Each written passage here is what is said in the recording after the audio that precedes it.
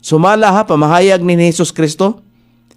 Gipasulat ni John, pero ang nagsulti si Jesus Kristo. Paminaw, apan ang mga mahadlokon o mga dili matinuhoon, ug ang mga dulumtanan, o mga mamumuno, o mga bigaon, o mga diwatahan, o mga magsisimba og Dios-Dios. Paminaw ha, simba-simba og Dios-Dios, og tanan nga mga bakakon. Kinsabay wala nato nakapamakak. Kung magpabilin ta sa pagpamakak, kanang pagpamakak din ni specific gyud. Ang tao nga dili mo dawat ni Jesus Kristo usa ka bakakon. Kay wala man siya magsaksi sa iyang kaugalingon. Basta dili ganito budawat ni Jesus Kristo, magpabilin ta sa atong mga panghunahuna bitaw kana atong mga pangutok nga ang atong gituhuan nga ang relihiyon may makaluwas. Ang gitudlo kay direta mo sandig sa mga pangadji, direta mo sandig sa mga pamisa. Tama ni, tanawa ni, paminaw ani.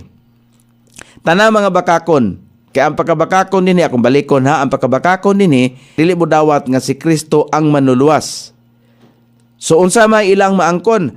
Makaangkon sa ilang bahin diha sa linaw nga nagadilab sa kalayog asupre.